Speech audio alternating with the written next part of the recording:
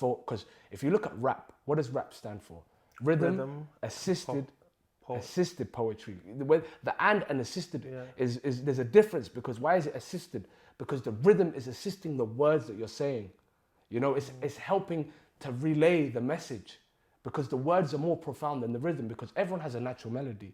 You can feel the beat, you can hear the beat, but finding that rhythm in the words that you're saying, it makes it easy to remember. Hello and welcome back to Conversations with myself, Francis Koh. Ladies and gentlemen, yet again we have another exciting show ahead, which I'm very much looking forward to. My next guest is a wordsmith. The way he puts words together is like none other. If you was to judge him just by his appearance, you'd be thinking, well, this guy's nothing. As it has been said many times over, never judge a book by its cover. He's explosive, but above all, he's a man who believes in giving back rather than taking on. Please allow me to welcome to the show, Nomadic Libaax. Thank you for having me on, King, brother, yes, man. King. Thank you very coming. much. Thank Honestly, you for coming.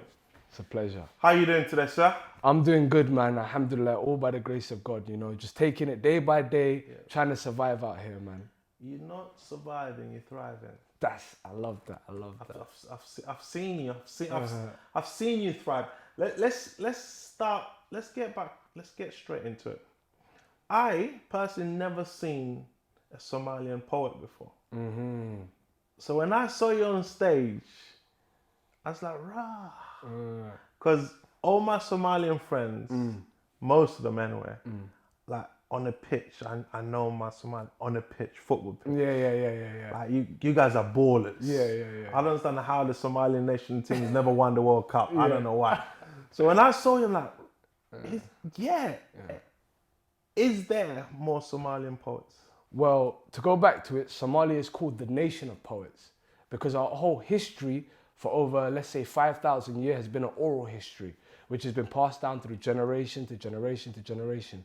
So all the stories from forefathers to traditions to culture to even insight is all done through poetry. So if you go to, let's say, for example, a cultural event, there'll be poetry. If you go to a wedding, in some examples, there'll be poetry. If you go to anywhere where Somalis commune, there'll be some form of poetry, because Somali in itself, its language is very poetic from the way they say things. So there's something called Mahma, which is like short sayings. Mahma, which is like a short proverb.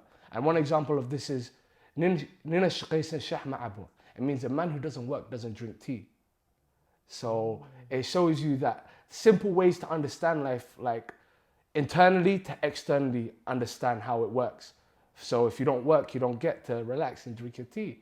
A man who doesn't work doesn't drink tea. But a lot of men in the UK drink a lot of tea and they don't work. I know. It's contextual, if you know what I mean. Yeah. Who is the biggest Somalian poet? Well, the biggest Somali poet in history, like from a Somali linguistic point, is a man called Hadrawi. Hadrawi is a very, very world-renowned poet whose poetry has been showcased all over the world. And because it's in Somali, when it's translated to English, it kind of loses some of its value, because some of the words in Somali are complex in their meaning and also interchangeable in their use. So, for instance, you could use one word interchangeable to mean something else, but that same word in a certain context could mean something totally different. So the poetry in itself, there's even Somali music. If you listen to Somali music and you listen to the words that they're saying, and you actually know the words that they're saying, it's so profoundly beautiful. Yeah. That's why they say Somalis are the most romantic people in Africa. This has just been said by other Africans as an example. As why? Because when your whole culture is centered around poetry, linguistics, like for instance, a way that people used to get to know each other back in the day, men and women, is they do poetry to each other. So the guy would start with a poem and the girl would give back a poem. So you're saying back in the day in Somalia there was no R&B? Nah, it was just words? Yeah. And then what happened is, like in the 70s, the disco era came through and the people used to record disc sets. So even in Somalia, the music scene used to be thriving in the 70s. They had like a whole disco era. So culture and tradition and vibes and energy all comes together through language. And the language in itself is the way they communicate. So I could be sitting down with an elder, Somali elder, and just saying a couple of things, but he would be silent the whole time. then he'll just drop a Mahma, you know, a little saying that which relates to everything I've said. So it's like, bruh, there's ways to use the language in ways to understand as well as overstand, so apply it. Because knowledge which isn't applicable is sometimes useless information. And so when you can get applicable knowledge, like for instance, reading books, it helps to understand. It's good to read books, but if you can't apply the knowledge in the book, like, what's the point of reading it? That's true. And because it becomes, the information becomes redundant. You're not using it, so therefore you're not putting into practice. And to a certain extent, two things happen. One, you will lose that information, that knowledge, and two, you won't get to pass it on. Because knowledge is meant to be shared and passed on. That's wow. I didn't know that, and I appreciate you for that. Let's go back to you as a poet. When did the journey start? Okay, so if I go back into it, I've been freestyling now for like freestyle rapping for nearly 9 years, innit? When I was like 17, I started freestyle rapping with my friends and all of that. And I just used to go to people, give me a word, any word. And I just start rapping about it, just doing whatever. Even before that, when I was younger, I used to write little poems and that, you know, try to pass them around to people. But that was like when at a very young age. And then I left it for a long time till I was like 17. 17, I got into freestyle rapping. Did that for X amount of years, like pretty much consistently every other day, or there was periods where I was off. But then when I turned 18, I was like, you know what? I'm gonna take this rap thing serious. So I started recording a couple YouTube videos, started going to competitions. I did Open Mic UK. I got to the regional finals in that. Then I took a break away from it as well, because I wrote 3 songs at that point. And then I took like a 4-year break. And then on my 25th birthday, I said to myself, I told my friends, yo, man's taking this thing serious again, you get me? And then when I turned 25, I was like, yo, I have to write, just write. So what I did is I started writing a lot of poems. So I wrote like 6 to 7 poems that I was happy about. And one thing that helps me in writing pieces is coming up with a title or coming up with questions. Because a lot of pieces of mine are like conversational, like internal conversations. So it's like a question, a supposed answer. Might not be the right answer, but it's the answer I'm giving. And so I did that a bit. And then what I decided to do, I was like, after writing these poetry, one thing I wanted to do is separate the poetry from the music. Because in separating the poetry... Was that hard? Yes and no. Because there was a point when I said in like 2019, I was going to take poetry serious. Because I've always had a self-conflict because music is haram. And music is haram for 2 reasons. Engaging in idle talk and use of instruments. And I'm not going to say it's debatable or questionable, but the one thing which is guaranteed is engaging in idle talk. Idle talk is talk which leads people away from the path of God or a righteous path. So that's one thing I personally tried to distance myself from and not engage with, idle talk, and the use of instruments. But then it gets more specific to the use of string instruments, because when it comes to instruments, there's one instrument which is used in like Islamic ceremonies called the doof. It's a basic drum with a basic beat. And then if you look at it as well, your vocal cords is an instrument, but that can be interpreted. Everything's down to interpretation. So one thing to allow this conflict of internal conflict, which I've been having for like since I was 17, 18 or whatever, is separation. Separation of the two. Be like, okay, music I'll do because I have to speak to the people in their common tongue. That's the key. A lot of people listen to music. The majority of the world listens to music. So if I just do poetry and I don't engage with them in this forum, then it's like I'm distancing myself from them. When there's a thing where I say, it is said, hate the sin, not the sinner. You understand? So it's like detaching yourself from it.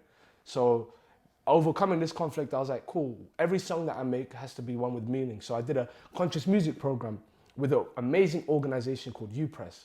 UPress are a social impact initiative run by a brother called Farah Mahmood, who's an amazing brother. For the last 10 years, he's been running workshops, he's been upskilling people, he's been helping them in the community. So actually a real grassroots initiative. And I did a program called The Collective, which I highly recommend to everyone. The Collective is a conscious music program which teaches music with meaning as well as song structure. You learn from amazing course lecturers, which I had, called Rago. Rago is like an old school hip hop head, but he brings like the authenticity of Rasta living to within like profound meanings, and he makes amazing music. With another lecturer I had called Mariana Zapp, who's right now in Hungary doing a show like performing out there, who's amazing, who's a vocal coach who helps you to understand the range of your voice and different things like that. Because before you dive into anything, it's a learning process. Yes. You have to learn learn. So all I see myself as a student of life, and in going through these different learning processes, completing the collective course, and then we did a performance at the end of it, and really getting into the vibe of just going in front of people and saying what you have to say, because that can feel overwhelming at times, because the vulnerability comes with going in front of people, like they're gonna have their preconceptions or whatever. All eyes on you. Yeah. You feel almost naked. They say that one of the hardest thing to do is stand in front of people and deliver any form of speech, either be singing, talking, dancing, whatever, because you feel everyone's looking at you. Let's say anything from 50 to 1,000 people. You feel naked, as in, can they see my sins? Can they see my insecurity? Can they see my dark? So they do say that one of the best ways to build self-confidence is stand in front of people and do any form of performance. 100%, I totally agree. And to put it in perspective, if you're a believer in God, you have to remember God is always watching you. So if you put yourself in front of other people, at the same time you're putting yourself in front of other people, if you're trying to impart something beneficial to them, you're like, listen, they're watching me, cool. God's watching me, trying to do this to help. So it's like, even any position that you're in, you're like, God is bigger than everyone and everything and all of creation. If you want to call it God, if you want to call it creator, we are creation and source. It's the force that's always watching you. So if it's always watching and always seeing, when I've taken it upon myself to put myself in front of other people, and what I'm saying, that's the key thing. It relates to what you're saying, because a lot of the time we say things that we don't really mean. And when we say things that we don't really mean, it's like we can't say it as our authentic selves, which then causes like an internal battle of our perceptions and how people are going to see me. But when you really relate to what you're saying and you're able to say what you're saying in a way that it's relatable to yourself first most, and that you're comfortable in saying it, then it doesn't matter if it's one person, 100 people, 1,000 people. You can put that same position as in, cool, they're all watching me, but God's watching me as well. That is true. So when we go back to you saying you're going to leave music, separate the two, God's poem, I'm assuming your family were overjoyed, because breaking down the history of poem back home, they must have been happy. What was that conversation like? Was it an easy one? Did they understand? Did they support? Did they say no? My family have been very supportive, like especially my mother and my father. My father, he's just always wanted me to be happy, but obviously when I was younger, he tried to push me down the academic route and everything like that. So I did certain things for them. I went to university, I studied law, I did this, I did that. But then at certain points, like I left university and I was like, listen, because I went to Somalia when I was 10. And in going there, being born here and then going there, it changes your whole perception. How long was you there for? I was there for 2 months, you know? Okay. So in that 2 month period, but I went back again when I was like 13. I went there for another 2 months. But in 2017, I went there for 9 months. So the times that I've gone there is at different points, at different ages. But the first time I went there, it was the first time I've seen extreme poverty personally. And as a child, when you see people who look like you, who live in extreme poverty, you start questioning reality. You're like, is this the real world? Is this how people actually live? How can they look just like me and then they live like this and I live like this over here? Then it put it in perspective to me, like, okay, I've just got a golden ticket. I've just got a lucky opportunity that my parents are over here and we live over here and they live over there. So I felt like I had an obligation to use my opportunity. So when I was like in high school, I was kind of, not the best, but then they put me in a construction college to learn construction. So I was like, cool, I'm learning how to build houses. And one thing I saw, it was like, they're missing infrastructure. So I said, yo, I'm gonna build houses. So when I was 16, I finished the course, the construction course, bricklaying, joinery, plumbing, electrics. And I was like, I just wanna continue down this route. I wanna get all my BTECs done out of the way and just excel and own my own construction company, go back home and just build, innit? But then my dad was like, no, you have to study academia, da-da-da-da-da. So I went down the law route, I studied law, but then after reading enough books, and then you start seeing the inconsistencies in things. For instance, in law, there's something called a precedent. A precedent is something which happens because a lot of law is case law. Case law is precedents in themselves, so cases which change things. But then there's statutes of law, which are actually written pieces of legislation which go past the Commons to the House of Lords. And that can't be changed. And that can't be changed. But then something which can override legislation is a precedent. which in court can be argued. So then what would happen is someone would cite the legislation, but then someone will cite the precedent. So that would... In that case, such and such happened, so therefore this case is a bit similar. Yes. So I hear what you're saying. So like, what? And then when I read as well, amendments. What is an amendment? An amendment is a change to a law which isn't relevant to the times. But then there's some laws which go back so far back, that they have no relevance to today. To me, it just makes sense to remove the law altogether. But what it makes sense to them is because it's legislation which has already passed a certain period, is to make an amendment to make it relevant. So it came to me personally that it wasn't a pathway that I wanted to go down. So I was like, you know what? I want to do business. So I did business marketing. Then after understanding business, I try set up my own company. That went whichever way it went, didn't work out. Cool. Then I was like, you know what? Let me just be a student of life. Let's not leave no restrictions. I was young at the time. I said, cool, when I'm 25, I'll think about things. Then on my 25th birthday, I said to myself, you know what? Just got to take this thing serious, you know? Got to take this poetry and this music, because that's the conflict I had within myself. The conflict of which pathway do I go down? Because music, if I wanted to do music, it's not that very difficult in terms of like appeal. You know what you can appeal to people in, you know, finding the different sounds, commercial sounds and that. But I never wanted to go down that route. So I said, let me be a poet. Let me establish myself as a poet first. Because if you look at rap, what does rap stand for? Rhythm assisted poetry. The and assisted is there's a difference, because why is it assisted? Because the rhythm is assisting the words that you're saying. You know, it's helping to relay the message, because the words are more profound than the rhythm, because everyone has a natural melody. You can feel the beat, you can hear the beat, but finding that rhythm in the words that you're saying, it makes it easy to remember. An example of this would be when I was in a maths class in year 9, they were like, we're gonna figure out a way, they said to everyone, figure out a way to remember 9 pi to 9 decimal places. So in my head, I was like, cool, man, I'll just rhyme it. You can't rhyme the numbers, they don't rhyme, but if you create a rhythm to it, for instance, 3.141592654, that's pi to 9 decimal places, but... Rasta, can you check that, please? I'm joking. But you see the example I mean? Yeah. It's the rhythm within the pockets. Understanding there's pockets within speech. There's pause, there's emphasis, there's tone. That's why they say like 70 to 80% of communication is non-verbal. But that is more to do with how you're communicating your point across.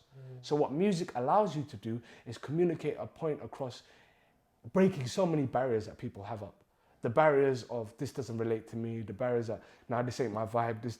But then when they hear the rhythm or the melody and then they're open to listening to it, then the words can really be, their full value can be taken in.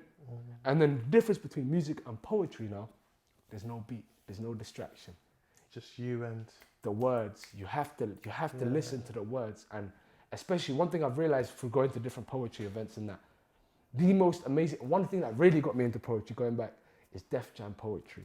Yeah. Def Jam poetry opened up my eyes to a whole new world. That words can be put so, like I had never been to a poetry night until the first time I saw it. That was my first ever poetry. How was the experience for you?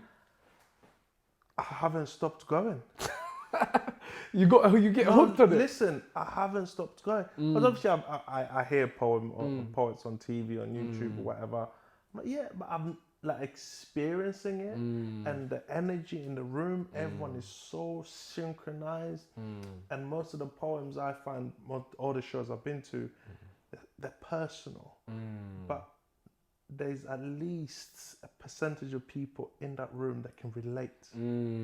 So this person or this girl is speaking a piece, this portion of the audience can relate. She's no longer, or he's no longer vulnerable because they're together. The next person comes on, the same thing, and they just laugh. And I enjoyed it, and I haven't stopped going since, and I'm still gonna go every single time. With you, you're a very good poet. I'm not just saying that for the sake of saying that. Those who know you know, and those hopefully will follow you and see your work. They'll appreciate you. What's your writing process like? Okay, so going back to one thing I said, questions. Yeah. Questions can be titles, depending on the way that you word it. So for instance, there's a poem that I wrote called Less on Missed Takes. Now, depending on how you interpret Less on mistakes. So lessons or mistakes. Lessons, mistakes. Yeah. But you can interpret it as less focus, less on the mistakes, the missed opportunities of what you've took. When did you write this one? It was like 6 months ago, I'd say. You still got it in the memory bank? Yeah. We is. Okay. Tales that were never told. Words only spoken within the soul. Feelings that unravel the most inner parts of yourself. Is the place I often delve to realize my real self. I find words to be a release from the feelings keeping me asleep. It makes it easier to speak and breathe when you speak from a place of inner peace. It keeps me at ease, speaking my piece and exercising my right to freedom of speech. At the start of my poetry attempts, my own words is what I used to resent. It's because I felt as if my poems did not convey my intent, and people will find it hard to understand what I meant. So I made a big change, ripped up the pages to start all over again. And this time I wasn't confined to the simple thoughts of my mind, and every poem does not need to rhyme, not even if it's mine. Because bun a rhyme. If I say my words in double time, it's just the same lines minus the time.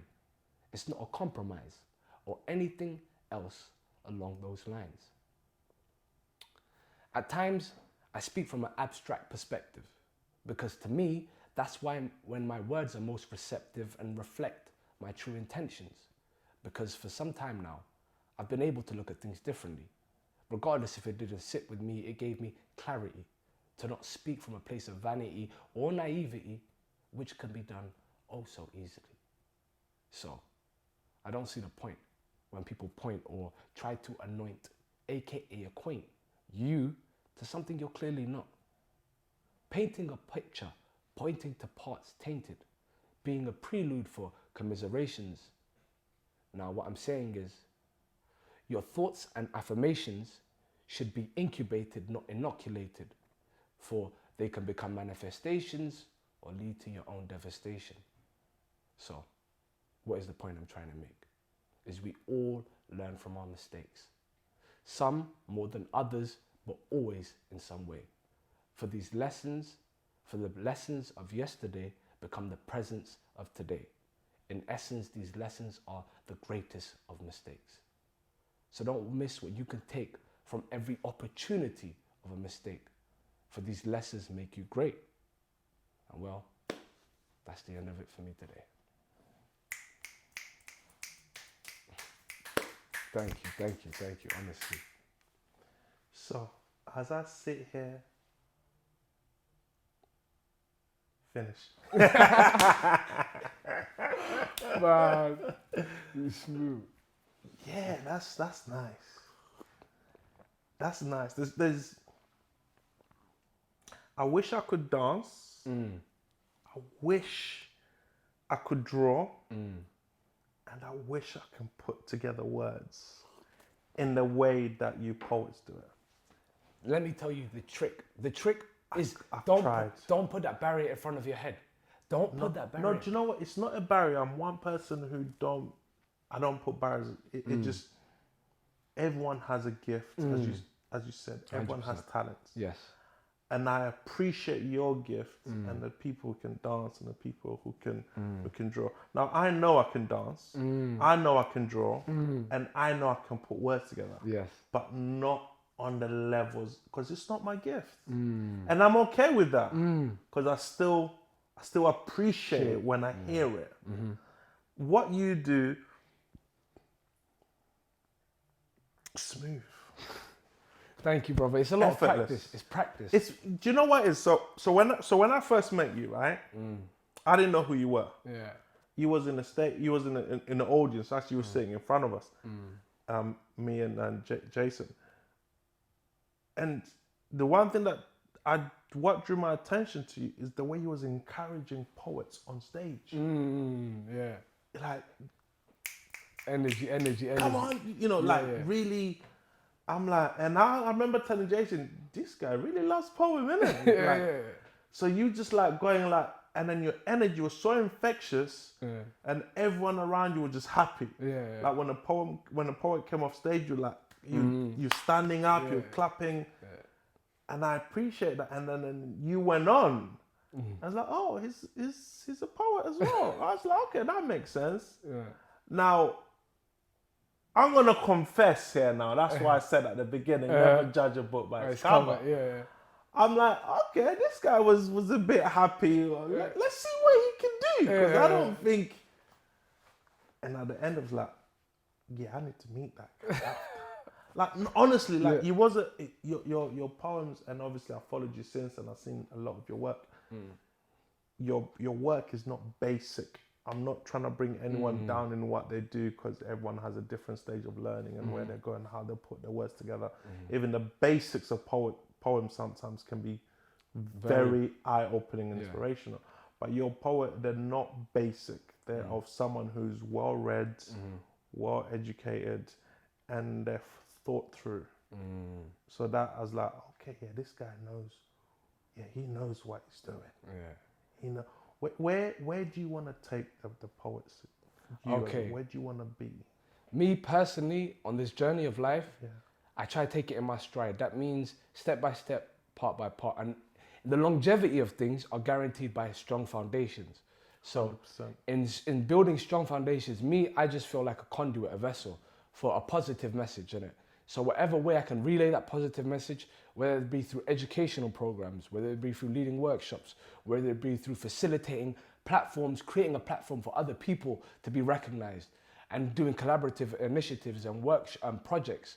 So that's what I see a part of my journey and my longevity and things. And foremost is being honest with myself in everything that I try and do. That's one of the hardest things that we can do as humans to ourselves, because what tends to happen is we see it day to day, and I think that's the main reason to why a lot of us are not as successful as we are, because we try to impress others, and in the process of doing that, we're lying to ourselves. Just as you alluded to earlier, you had an internal battle between poem and music. So we are like, if I tell a lie to someone, I'm fighting myself inside about, no, Francis, that's not you, that's not true. But I want them. So it's that internal fight, struggle. And I think that's where a lot of people lose their identity and lose their focus. 100%. It's because they seek external validation. And in seeking external validation, you lose your own validation, but you also lose your creators. And in remembrance of God, because all of the times that I've been through, good and bad, I've always tried to remember my Lord. In terms of like, at the end of the day, this life is temporary. And if everything is temporary, like it could be 100 years, it could be 80 years, it could be 50 years, it could be 60 years. And this is the most clear example of a test. Because while you give an X amount of time, you give an X amount of questions, and you posed X amount of answers. So there will be an examiner, there will be an examining board, and there will be eternity. So what this game of life is leading to is never ending time. And sometimes you can't fathom that in our mind, how we can see numbers on a computer, let's say 5 million, 5 billion, 7 billion, quadrillion, even numbers higher than that.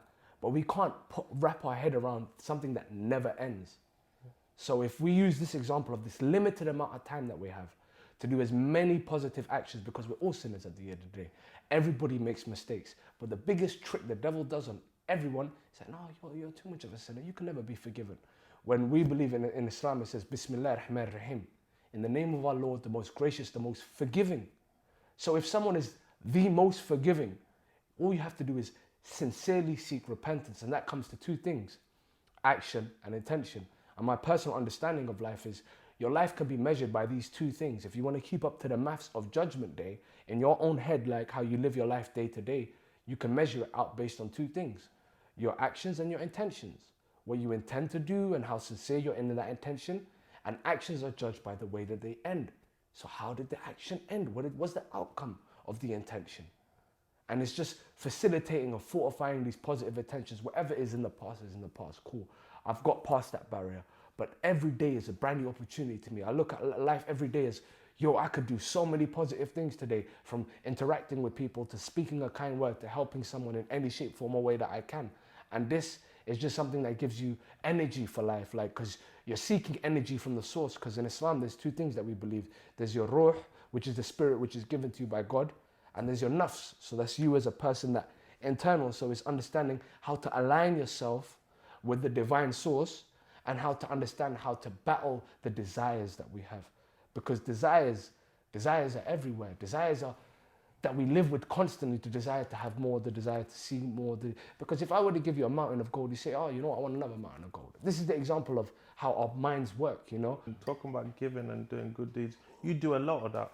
You do a lot of giving. Alhamdulillah. You do a lot of, you're a mentor. Yes, you know, yes. You mentor people. Tell us more about that. What does that do to you? It fills me up. So anytime I do a collaborative project, so I've worked with UPress, for example, through the collective, which is a workshop which helps with conscious music, which was for me, as well as all the different classmates I was with.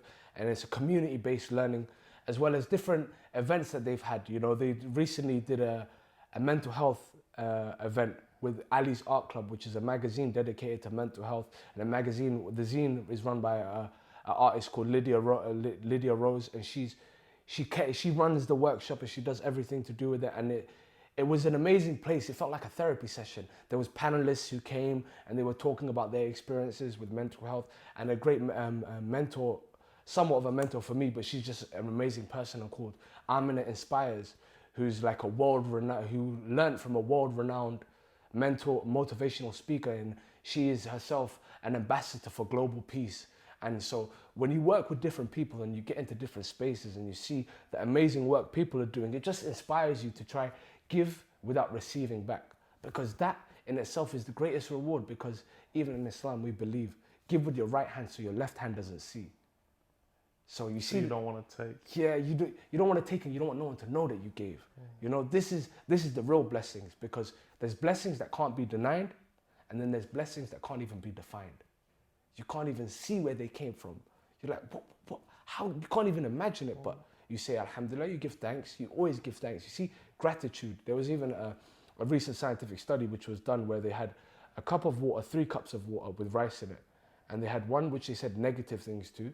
They had one they said nothing to, and there's one they said positive things to. So the one they said positive things to, over a period of time, they came back to it, and it had a nice smell to it, a nice ferment. It was aging very well. The one they said nothing to turned completely black. The water was black, everything was black in it. And the ones they said negative things to started to mold and decay from the inside out, and it had the most wretched smell to it. So this shows the power of words. And the simplistic thing is, if you try to simplify everything to its basic format, then it makes it easier to deal with, right? So if we believe like saying a kind word is a charity, smiling is a charity, these are forms of giving that you're doing, that you can do, that doesn't cost you a single thing. Just saying nice words to people, you know? Because you don't know who needs that kind word during the day that can help them. That's powerful. That is powerful, because as you said, give with your right hand so that left doesn't see. A lot of people want to know, what they want the world to know, that they gave. They did this, they did that, praised me. And I think that's I don't even know where to take it from there. That's super powerful. If we go back to poetry, where is the scene, the UK scene, poetry for Brother, you? You see the scene? It's in a space right now where it's going like this, exponential growth. And the reason for it is because lockdown was a shared experience, right? Yeah. Lockdown is where everyone was left with their thoughts. They were even given money to stay at home and just be creative. And a lot of people started businesses. A lot of people got into poetry. A lot of people got into poetry, especially when they start seeing it and seeing the scene. And initially, obviously, there's poetry nights that have been here and they've gone, they've come. But last year, when I looked at the scene, it was like 15, 20 reputable nights that were going on, right? Now, in the scene, there's over 50 to 60 nights that are going on, which are run by different people within the scene. So it's people, it's people within the scene, it's people within the scene who have taken it upon themselves to cater and come up with the new way to do the poetry night, because every night I've gone to is different from every other night. There's different formats the way they do it. From like, if you see Flow Vortex is different from every other one, where the poet goes up, he says his name, says their piece, says their name, done, next poet, boom, boom, boom, boom, boom. Then there's Mind Over Matter, which is dedicated to mental health, so it's an open space. All poetry nights are all safe spaces. Like, people will give trigger warnings before they speak on anything, so it makes people safe enough to know, to let them if they want to hear it, or they can leave the space before they're going to hear it. And the thing with the poetry scene is very accommodating. Very. My favorite is the poetry jam. BYOB. No, the poetry. Tyrell Lewis. Come on, yeah. big up Tyrell Lewis, man. My favorite one. Yeah. Honestly, you see, I went to that one the first time, like last month with my friends, and it was such a different vibe. Yeah. From the host to the energy. He's doing amazing. When's yours coming out? Me, I'm not gonna lie to you. If I was gonna do a poetry night, the way that I would do it is I'd run a workshop which facilitates people to learn. That's what I basically got that in the works, and I'm looking to facilitate that. A workshop which helps people like learn how to rhyme and rhythm and rhyme, innit? Those are the two things I'm focusing on, because people feel like, if a poem, this is like a lot of misconceptions people have. If poetry doesn't rhyme, it's not a real poem, but that's not true. Poetry is just expression. But what helps in being like digestible and nice for the ear to hear is when there's rhythm to it, or there's rhyme, and rhythm and rhyme go hand in hand. Yeah. So it's teaching people the basic nuances of rhythm and rhyme. And like, one thing I love to do is like, the way I got into freestyling, what I used to do is I used to play Battlefield 3. Battlefield 3 was an old school shooter back in 2010, 2011. I'd be playing Battlefield 3, I'd have a random word generator on another screen. So the words would just be popping on. I have a beat on my headphones, innit? So like, I have one headphone on here. And I'm listening to the beat, but I've got the mic on at the same time. So I'm chatting smack to people on the mic about the words that I'm seeing. So I'm just freestyling to them, playing the game. You know, when you play games, you play for hours. Yeah. So I'm just, so this is like training, practicing, innit? And I've realized if you practice anything long enough, you get good at it. You practice anything, it becomes muscle memory. It's not even forced anymore. So a workshop that would lead to an open mic at the end. And I've seen other people do it as well. And this, to me, is a great way to interact with people who have never done poetry before. Be like, you know what? I've gone to open mic nights, I love it, but I don't really feel like I'm a poet. But then how about if you go to a workshop which leads to an open mic at the end of it? And you're building confidence in those who really believe they couldn't do it. Well, ladies and gentlemen, look out for that. Look out for that one. I want 10% of the proceeds, please. You can take that 10%, don't worry. But you have to donate it to charity. You know what? That's a deal. Yeah. That's a deal. FK Studio is now a charity, ladies and gentlemen.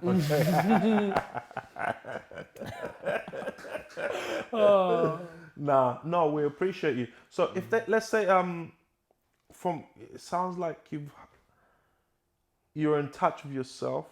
You know who you are, which a lot of people don't, or you're still discovering. As you're learning. You're a student of life. Yeah. I always say that, and people think I'm crazy. Any regrets thus far? I feel like everyone makes mistakes along their pathway, and learning from the mistakes is all we can really do. So I've done some things I'm not proud of, and I ask God to forgive me, and I've tried to move past it. And anybody who I've impacted in any, like, I've tried, communicate that. But growing up, I've never really tried to, like, one thing when I was in the school and that, I got into a lot of confrontation and stuff like that. That is because people like to pick on me, and I wouldn't have it. And then when people try to pick on other people, I wouldn't have it as well. So that can lead to a lot of confrontations, and overcoming that and not letting your past define your present. That's what I see it as. So every mistake that I've made, I try to take the positive out of it, learn from it, and never try to repeat it. Because all we can ever do in life is try. All we can do is try. And in just trying, it's like, you know what, I've relieved a little bit of stress. Because I'm not letting what's happened define me in the point that it's holding me back. Because I've been through very traumatic, negative experiences, and I've had to learn from it. And I've had to build up again. So you have to start from the ground and then go back up and then start. So every time it feels like it's going here, then it goes right. It happens everywhere. Every time. No, so that's super powerful, and it's important because a lot of people don't allow the lesson to be learnt in a dark moments that we go through. As you said, we have to, this is called life. You know, everyone's seeking happiness. I don't care who you are. We go to the junkie, the drug junkie. We go to a thief. We go to, you know, as horrible a thing as those people who go out there and seek violence. They're seeking a moment of happiness. And however, I believe happiness doesn't last. Happiness comes in moments. And then we only appreciate happiness and experience happiness to the levels that we do due to going through some sad times. 100%. And we have to learn through those hard times. And a lot of people don't learn. And that's why Albert Einstein says, do the same thing over and over again and expect different results. You're insane. 100%. Because people start making the same mistakes again and again. And to me, it's a sign that you didn't learn. Yes, in some cases, people can find themselves in positions where they had no control over. But however, how you deal with it is now in your control, as in you could seek help, you can speak out to others. You know, it will take time. Of course, it will take time. So I think for you, saying what you're saying, you learned in your place of darkness, started from minus. You probably didn't start, you started -1. You came up and you are where you are today. So we appreciate you.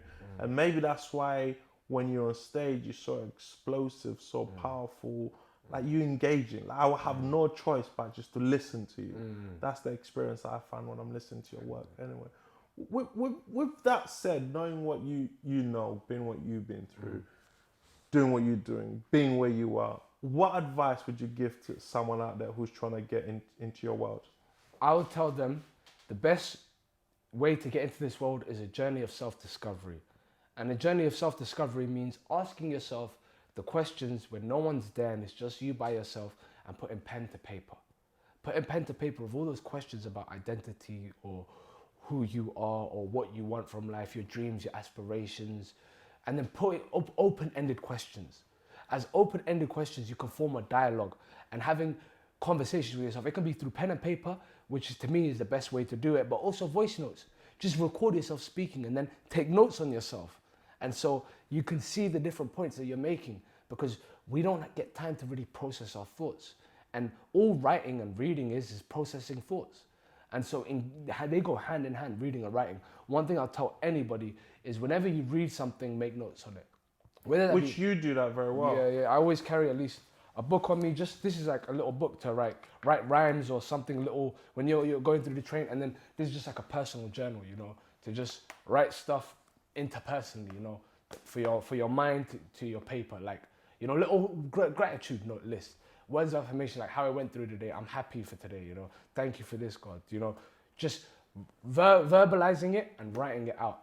It really, really helps. Because research has shown that when you study something, it's like reading.